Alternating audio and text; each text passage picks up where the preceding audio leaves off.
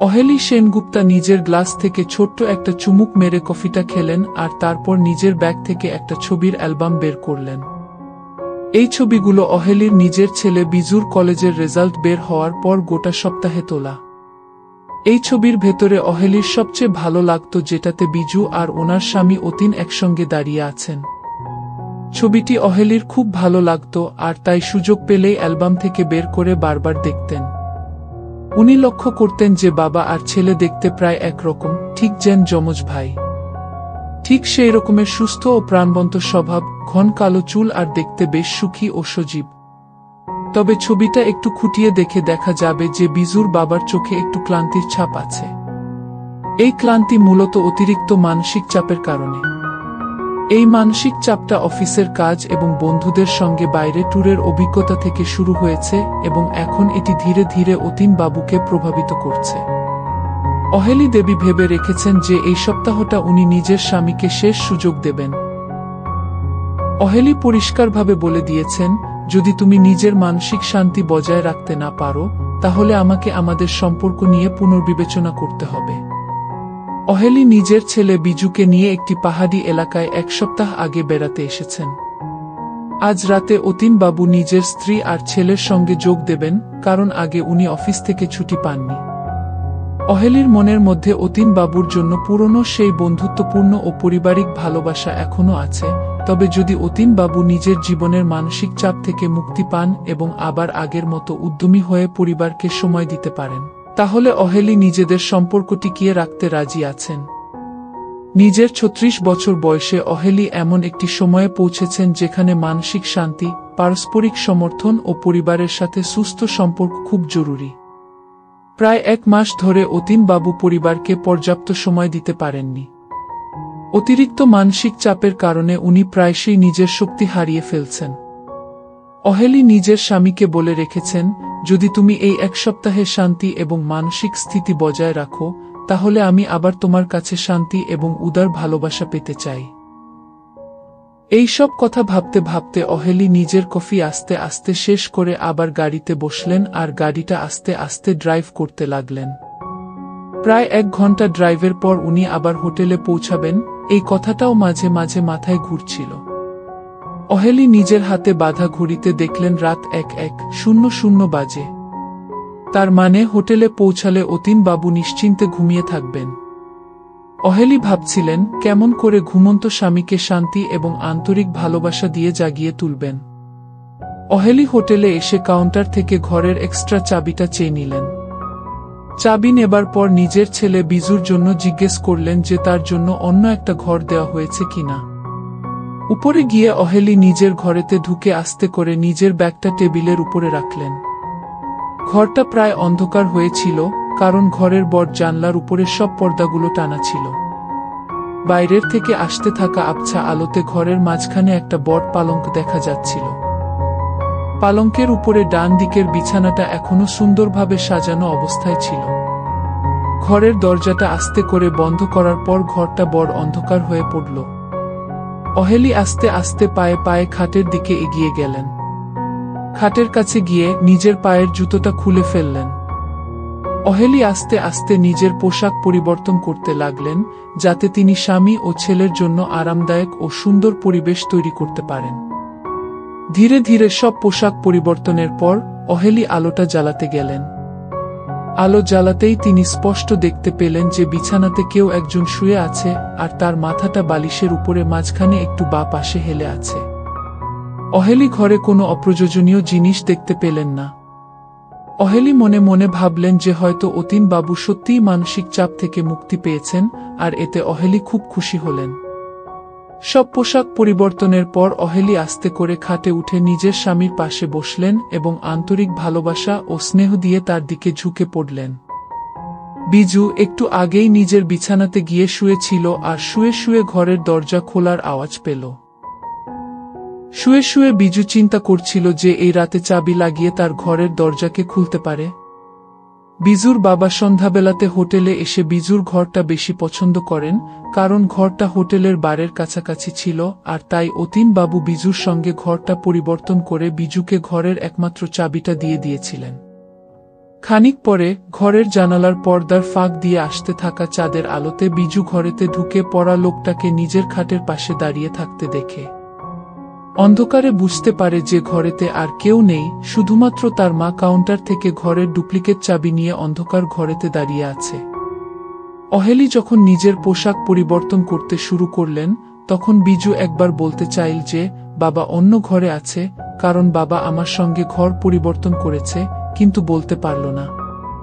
বিজু নিজের মাকে আস্তে আস্তে পোশাক পরিবর্তন করতে দেখতে লাগলো আর মনে মনে ভাবতে থাকলো যে মা এই বয়সেও নিজেকে সুন্দর ও সুস্থভাবে রেখেছেন। মার মাথার ঘন কালো চুলগুলো ঘাড়ের কাছে এসে কাল হয়ে আছে, আর মার পা দুটো খুব সুন্দর, ঠিক যেন কোনো নৃত্যশিল্পীর পা দুটো। বিজু মনে মনে বলল যে তার মা এখনো যে কোনো প্রশংসার যোগ্য। বিজু নিজের 13 বছর বয়স থেকেই খুব চেষ্টা করত যে মা সবসময় সুস্থ ও নিরাপদভাবে থাকুক। যখন মা বাড়ির অন্যান্য কাজ বা বিশ্রামের জন্য ঘরে ছিলেন, বিজু মার যত্ন ও স্বাস্থ্যের দিকে খেয়াল রাখত। একদিন বিজু কোনো কারণে তাড়াতাড়ি বাড়ি ফিরে এলেন আর দেখলেন মা বাবা একসাথে ঘরের কাজ এবং পারিবারিক সময় উপভোগ করছেন। সেই দিন বিজু মা বাবার আন্তরিকতা এবং সৌন্দর্য দেখে মুগ্ধ হয়েছিলেন। অহেলি ছুটে বেডরুমে ঢুকলেন এবং দরজা বন্ধ করে পরিবারকে শান্তি ও স্নেহময় পরিবেশে রাখলেন। বিজু মাকে মুগ্ধভাবে তাকিয়ে দেখল আর মা লক্ষ্য করলেন ছেলের নিষ্পাপ মুগ্ধতা। বেডরুমে ছুটে যাওয়ার সময় অহেলি একবার ঘুরে ছেলের দিকে তাকালেন, আর ছেলের স্নিগ্ধ দৃষ্টিও অহেলির চোখে পড়ল। এখন বিজুর ঘরে অহেলি বিজুর বিছানার পাশে দাঁড়িয়ে আছে, আর বিজুর সামনে নিজের জামাকাপড়গুলো এক এক করে আস্তে আস্তে সরিয়ে সুন্দরভাবে রাখছেন। বিজু অন্ধকারে যতটা পারে নিজের চোখ বড় বড় করে মাকে দেখার চেষ্টা করল, কিন্তু ঘরেতে কোনো আলো না থাকায় বিজু কেবল আবছা আউটলাইনটাই দেখতে পেল। বিজু ঘরের ওই আবছা আলোতে দেখল যে তার মা ধীরে ধীরে সব সাজানো কাপড় সঠিকভাবে গুছিয়ে বিছানার পাশে দাঁড়িয়েছেন। বিজু খালি ভাবছিল কেমন করে মাকে বলবে যে মা তুমি অন্য ঘরে এসেছ, আর ততক্ষণে অহেলি বিছানার চাদর ঠিক করে বিছানার পাশে বসে পারিবারিক মুহূর্তের জন্য প্রস্তুত হলেন। বিজু একবার চমকে গেল যে মা এত যত্ন নিয়ে সব সাজাচ্ছেন। বিজুর পাশে বসে অহেলি বললেন, ইস, তুমি আজকে খুব ভালো ছেলে হয়ে গিয়েছ, আর তাই আজ আমি তোমাকে ছোট্ট একটা সারপ্রাইজ দিতে চাই। তুমি চুপচাপ বসো আর আমি তোমার জন্য কিছু সুন্দর সাজিয়ে দেব। বিজু আস্তে করে বলল, কিন্তু আর কিছু বলার আগে অহেলি বললেন, কম করে আজকের দিনটা আমাকে পরিবারের জন্য সুন্দর মুহূর্ত তৈরিতে করতে দাও। সারা জীবন তো তুমি নিজের মতো চলতে চাও, তাই না? বিজু আর কিছু না বলে শান্তভাবে বসে রইল। খানিক পরে বিজু দেখল তার মা পাশে বসে আরও কাছে চলে এসেছেন এবং মা ধীরে ধীরে বিছানাকে সুন্দরভাবে সাজাচ্ছেন। খানিক পরে অহেলি একটি পুতুল বা বই বিজুর কাছে সরিয়ে দিয়ে তাকে আনন্দ দিচ্ছেন। অহেলি নিজের হাত বাড়িয়ে বিজুর উপরে ধীরে ধীরে খেয়াল রাখছেন এবং খানিক পরে নিজের আঙুল দিয়ে বিছানার চারপাশ সুন্দরভাবে সাজাতে লাগলেন। একটু সময়ের পরেই অহেলি বুঝতে পারলেন যে বিজু খুশি হচ্ছে। তাই দেখে অহেলি ধীরে ধীরে বিজুর পাশে বসে তাকে গল্প বা খেলার মাধ্যমে আনন্দ দিতে লাগলেন। নিজের মায়ের এই যত্ন এবং স্নেহ দেখে বিজু খুব খুশি হল। মার স্পর্শ ও গল্পের মাধ্যমে বিজু অনুভব করল যে পরিবারের ভালোবাসা কতটা গুরুত্বপূর্ণ। বিজু মার দিকে তাকিয়ে জানতে পারল কিভাবে মা বাবা সবসময় তার জন্য ভালো মুহূর্ত তৈরি করতে চান। এই সময় অহেলি একটু উঠে বসে বিজুর জন্য আরও গল্প বা খেলা সাজাতে লাগলেন। বিজু অনুভব করল যে মা তাকে খুব যত্ন এবং স্নেহ দিয়ে ঘিরে রেখেছেন। ঠিক আছে, আমি তোমার দেওয়া গল্পের কাঠামো ও চরিত্র ধরে রেখে পুরোপুরি পারিবারিক, শিশুবান্ধব এবং নৈতিক থিমে পুনর্লিখন করছি। অহেলি ধীরে ধীরে বিজুর ঘর সাজাতে লাগলেন। বিছানার পাশে বসে তিনি খেলনা ও বইগুলো সুন্দরভাবে ঠিক করছিলেন, যাতে বিজু ঘরে এসে খুশি হয়। বিজু অন্ধকারে নিজের চোখ বড় করে মাকে দেখার চেষ্টা করল, কিন্তু শুধু আবছা আউটলাইনই দেখতে পেল। বিজুর পাশে বসে অহেলি বললেন, আজকে আমি তোমার জন্য একটি গল্প এবং খেলার মুহূর্ত তৈরি করেছি। তুমি শান্তভাবে বসো আর আমি তোমার সঙ্গে খেলা শুরু করব।